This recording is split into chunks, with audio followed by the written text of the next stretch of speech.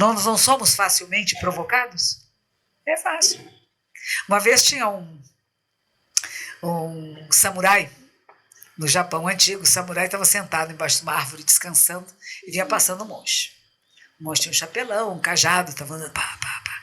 E o samurai falou assim: monge, eu não acredito nessa história de céu e inferno que a religião fala. Para mim isso é mentira. Ele disse assim: poxa, é mesmo, né? Talvez seja. Porque um samurai tão vagabundo que nem você, que não é capaz de nada, um medroso, um covarde. O homem ficou uma fera, começou a levantar, desembainhar a espada, ele falou assim: isso aí é o inferno. Aí ele pôs a espada de novo na mão e falou assim: é o céu. A diferença de céu e inferno nós criamos na nossa vida.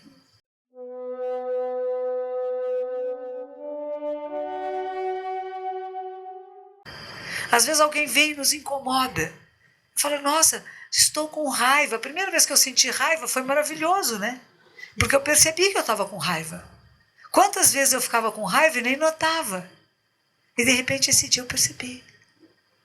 Uma coisa boba, eu trabalhava no Banco do Brasil. Fui fazer uma colagem. Vários papeizinhos, papelzinho aqui, pá, pá, pá, pus todos os papeizinhos. Abaixei a tampa da caixa. Na hora que eu ia pôr o dedo para fazer a primeira cópia, entrou uma pessoa, levantou a tampa e voou o papelzinho para todo lado. Eu fiquei com raiva. Vocês já ficaram com raiva? Conhece a raiva? Tem alguém que não conhece a raiva? Interessante, né? Quando eu voltei para o Brasil, eu fiquei muitos anos morando fora, uns 19 anos. Quando eu voltei para cá, o pessoal dizia para mim: monja, não fala, brasileiro acha que é feio ter raiva. Pode ficar indignado, que é uma coisa mais chique, né? Mas raiva é feio, parece que é cachorro raivoso, né? Falei: bom, são nuances, né? Mas a gente conhece essa energia, né? Ela é quente, não é? Como é que fica a respiração quando a gente está bravo, com raiva? Ela é pulmonar, ela é curta. E o que a gente pode trabalhar? A respiração. Lembra que falavam para a gente: conta até 10. O que é esse contar até 10? Vai dar uma volta. Não é isso as recomendações que vovós dão para a gente? Está bravo, não brigue, não xingue, não crie uma discussão. Vai dar uma volta, respire, conte até 10. E a gente respira assim. Tinha uma série na televisão, acho que ainda existe, chamada Diarista. Não lembro se vocês já viram isso, que essa diarista brigava muito e toda hora ela explodia. Então ela foi numa mãe de santo, veja só, numa mamolejá, e ela ensinou para ela que fizesse om, quando ela estivesse muito brava. Mas o om é a sílaba que seria o som do universo.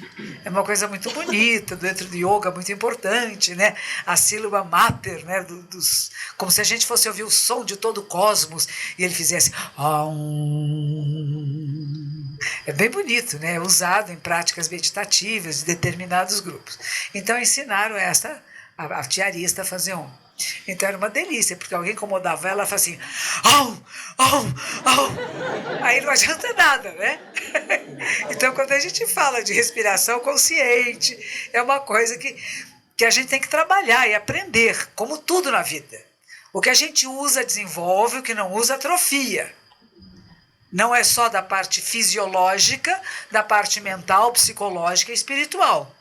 O que eu não usar vai atrofiar. E eu digo que meditar é musculação de neurônio. Eu estimulo sinapses neurais. Eu estimulo com palavras, com ensinamentos e com práticas. A mesma coisa, atividade física. Eu estimulo as pessoas dizendo façam. Mas elas têm que fazer. Eu apenas dizer eu faço, é legal para mim, falar que bom, é legal para a senhora, para eu não ter nada com isso, tchau, vou embora. Vou ficar na frente da televisão comendo batata frita e depois reclamando da vida e da dor nas costas. Porque eu não mexi meu corpo como ele precisava. Então eu começo a dizer, primeiro, nós temos que ouvir, temos que entender e temos que pôr em prática. Senão não adianta. Não é verdade? Vocês não concordam? A raiva, então, é essa maravilha. Eu fiquei muita raiva com o papelzinho que voou. E o que eu fui capaz de fazer? Eu havia lido um livro muito fininho chamado Siddhartha. Hoje, antes de vir para cá, nós passamos pela televisão hoje de manhã. Alguém viu o programa de televisão? E tem um grupo que chamava 14 Bis. né? Esses músicos estavam esperando conosco na sala de espera. E começamos a conversar. Eles começaram a tocar um violão, eu fui levantando, tinham duas meninas conversando lá do meu lado, falei, deixa eu ouvir essa música aí. Fui levantando, fui ouvir, ai que música gostosa, né? É macio, é suave, é gentil. Estava lá ouvindo a música dele, ele parou de tocar, levantou e veio conversar comigo. E no meio da conversa, ele falou para mim, eu agora, um que tem um olhinho mais claro, Flávio. Isso, ele disse assim, eu tô praticando yoga agora. O outro falou assim, eu tenho certa dificuldade em meditar. Aí o Flávio Venturini disse para mim assim, eu li uma vez um livro muito importante na minha vida que chama Siddhartha, do Hermann Hesse. Eu falei, eu também. Aí a gente já estava amigo, né? A gente leu o mesmo livro. Nesse dia que eu estava com muita raiva, eu estava no Banco do Brasil, eu estava morando em Los Angeles. Eu era funcionária local do Banco do Brasil. Estou lá furiosa com o papel que voa, né? E pela primeira vez eu fazia meditação. E a minha professora, e fazia balé, nessa época, balé clássico. E nessa época a minha professora de meditação dizia para mim assim, observe a raiva. Reconheça a raiva, respire a raiva, mas não reaja. Olha que difícil. E não engula o sapo. Porque a gente fala, se não é para reagir, é para engolir sapo. Não somos cobras, a gente não engole sapo. Mas a gente sente o que sente e vai ver como que vai transformar isto. E essa foi a primeira vez na vida que eu percebi. Eu me lembrei do Siddhartha, desse livro fininho.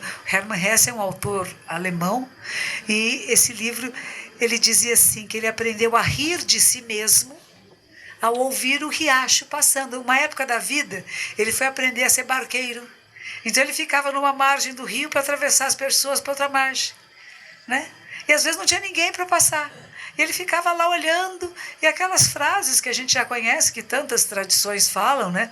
Hoje em dia no Facebook, então, tem tantas palavras de sabedoria, né? A gente fica até cansado, né? É muita sabedoria, né? É demais. Mas é uma delas importante, que é essa de assim, uma gota d'água não passa duas vezes no mesmo lugar. É uma das reflexões que ele tem. Ou seja, nada na vida é fixo ou permanente, nada jamais se repete. Em japonês a gente fala ichigo, ichie. Tudo só acontece uma só vez na vida. Este nosso encontro é único, jamais se repetirá. Mesmo que amanhã eu viesse aqui fazer a palestra e vocês todos se sentassem no mesmo lugar, com as mesmas roupas, ia ser diferente. Nós não vamos estar diferentes. A vida é essa coisa mágica. Cada instante é precioso, é único, não tem repetição.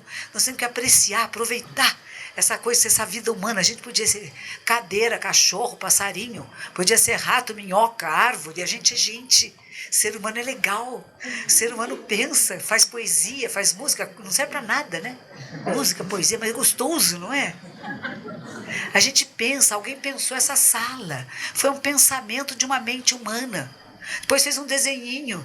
No desenho vieram pessoas que criaram tudo isso. Isto aqui é a mente de alguém funcionando. Os aparelhos todos que nós temos são cópias rudimentares de um mecanismo extraordinário que é a mente humana, que a gente mal conhece.